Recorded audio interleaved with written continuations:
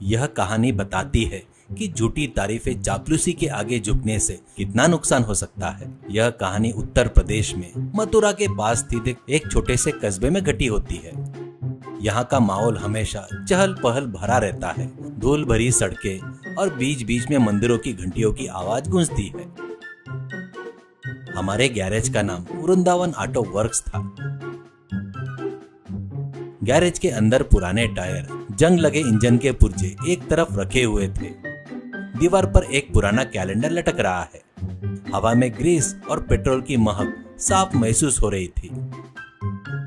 हमारे हीरो राधेश्याम एक पुरानी मारुति 800 के नीचे लेटकर उसे रिपेयर कर रहे थे। उसका असिस्टेंट मुरारी पास ही में एक स्टूल पर बैठकर मूंगफली खा रहा था और काम करने का नाटक कर रहा था।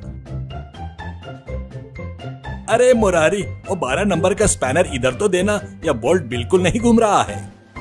ओहो राधे भैया, उस बोल्ट को बस आपके हाथ का स्पर्श मिल जाए तो वो अपने आप ही खुल जाएगा। आप इतने महान इतिहास वाले मैकेनिक हैं, क्या यह छोटा बोल्ट आपका सामना कर सकता है? साक्षात भगवान विश्वकर्मा भी नीचे आकर काम देख ले तो शायद उन्हें भी आपसे जलन होने लगे।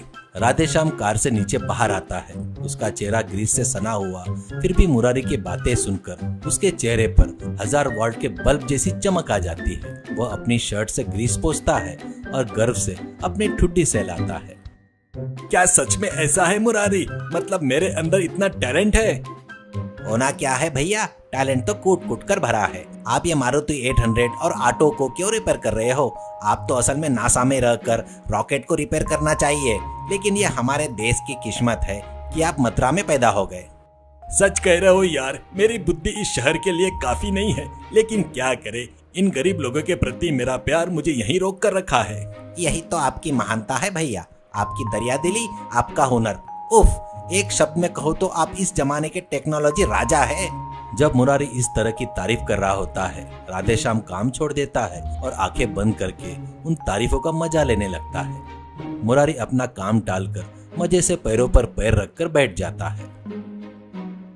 तभी गैरेज के सामने एक लंबोर्गिनी कार आकर रुकती है। उस कार के इंजन की आवाज सुनते ही राधेश्याम और मुरारी दोनों चौंक कर सड़क की ओर देखते हैं। कार का शीशा धीरे धीरे नीचे आता है। उसमें से एक खूबसूरत युवती वैशाली बैठी हुई थी। वह अपना चश्मा उतार कर राधेश्याम की तरफ देखती है। एक्सक्यूज मी, क्या ये गोवर्धन रोड जाने का रास्ता है? राधेश्याम उसकी खूबसूरती देखकर उसका मुंह खुला की खुला रह जाता है। उसके हाथ से स्पैनर नीचे गिर जाता है। वह मंत्रमुग्ध होकर उसे देखते रहता है। तब मुरारी उसको एक चिकोटी लेता है। अरे हाँ मैडम, सीधे जाकर बाई तरफ मुड़ जाइए, वही गोवर्धन रोड है।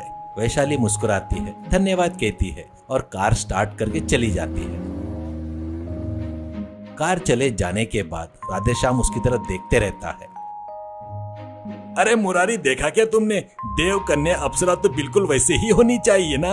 अरे भैया, आप ऐसे ढेले क्यों पड़ गए? इसकी खूबसूरती एक तरफ, वो कार दूसरी तरफ। वो लैम्बोर्गिनी है, उसकी कीमत करोड़ों में होगी और आप यहाँ फटे कपड़े और ग्रीस लगे चेहरे के साथ खड़े हैं। पता नहीं उसने आपको एक इंसान की तरह देखा भी या नहीं। राधेश्याम का चेहरा उतर जाता है। हाँ यार, मेरी हैसियत कहाँ है उसकी हैसियत के सामने? यही तो आपने गलती कर दी भैया। आपके पास ऐसा क्या है कि वो आपको पसंद करेगी? आजकल पैसा और महंगी कारें हो तभी प्यार परवाना चढ़ता है। वो लैम्बोर्गिनी में घूम रही है, इसलिए आपको भी लैम्बोर्गिनी में ही उसके सामने जाना चाहिए, तभी वो आपसे प्यार करेगी। अरे मूर्ख, अगर मेरे पास लैम्बोर्गिनी खरीदने के पैसे होते तो मैं यहाँ क्यों रहता? मेरे पास तो बस वो कोने में पड़ी पुरानी मारुति कार 800 है। मुरारी फिर से अपना जाल फेंकता है। क्या भैया, आप अपना टैलेंट भूल गए? आप चाहे तो मिट्टी को सोना बना सकते हैं। इस मारुति 800 को लैम्बोर्गिनी में बदलना आपके लिए कौन सी बड़ी बात है? वेल्डिंग मशीन उठाइए, फाइबर शीट ले आइए, 1 हफ्ते में आप लैम्बोर्गिनी के मालिक बन जाएंगे। इस दुनिया में आपसे महान इंजीनियर कौन है? राधेश्याम फिर से मुरारी की बातों में आ जाता है। अरे सही कहा है यार, मेरे पास टैलेंट है, मैं इस मारुति को बदल दूंगा। अगले 1 हफ्ते तक गैरेज में ऐसा शोर होता है जैसे कोई युद्ध चल रहा हो। राधेश्याम दिन रात मेहनत करता है, लेकिन मुरारी बस पास में बैठकर चाय पीते हुए सलाह देते रहता है। भैया, उस पीछे वाले हिस्से को थोड़ा और चौड़ा कर दीजिए, तभी वो असली कार जैसी दिखेगी। आहा, क्या शेप है, क्या फिनिशिंग है राधे भैया। अगर आप कार बनाने वाली कंपनी खोल दे तो इटली वाले आकर आपसे ट्रेनिंग लेंगे।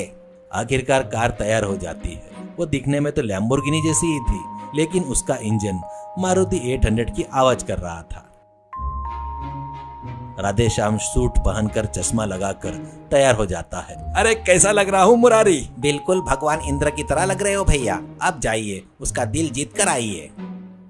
राधेश्याम वो कार लेकर वैशाली के घर जाता है। वो बाहर बगीचे में बैठी थी। तब वो कार रोकता है और एक बड़ा सा फूलों का गुलदस्ता लेकर नीचे उतरता है। वैशाली जी, मैं राधेश्याम हूँ, एक बड़ा करोड़पति हूँ। ये मेरी लैम्बोर्गिनी है। मैंने आपको पहली नजर में ही पसंद कर लिया था। क्या आप मुझसे शादी करोगी? वैशाली एक पल के लिए हैरान हो जाती है और फिर हंसने लगती है। अरे देखिए मिस्टर, केवल पैसा होना ही काफी नहीं होता।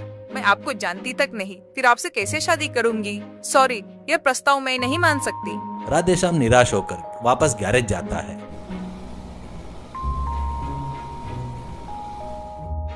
और मुरारी को सब कुछ बताता है। भैया, आपको उसका अगर भरोसा जीतना है तो आपको अपने प्यार को साबित करना होगा। कार पर प्लीज मैरी मी का बोर्ड लगाकर पूरे शहर में घूमिए। वो जहाँ भी जाएगी आपको वहीं होना चाहिए, तभी उसे आपकी लगन पसंद आएगी।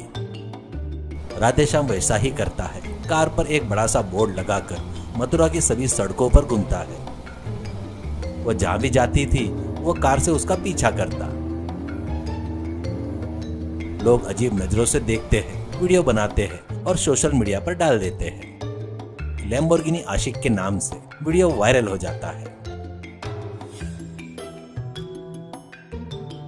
एक दिन राधेश्याम गैरेज में बैठा था, तभी एक काले रंग की महंगी कार आकर रुकती है।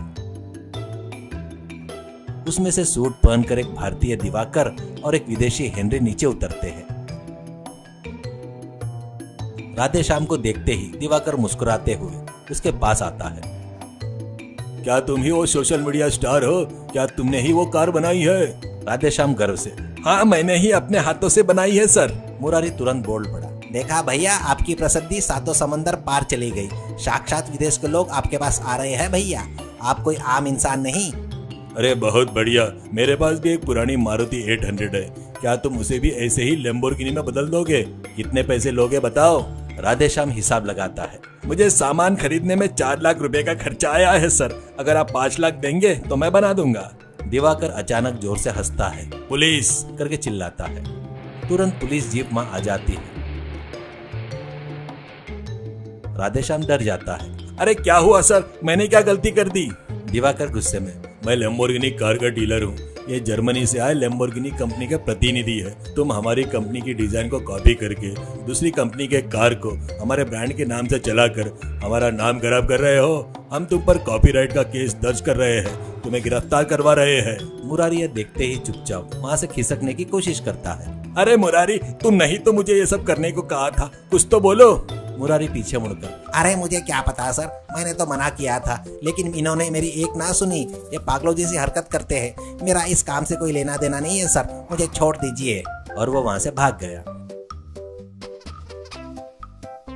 पुलिस राधेश्याम को ले जाती है।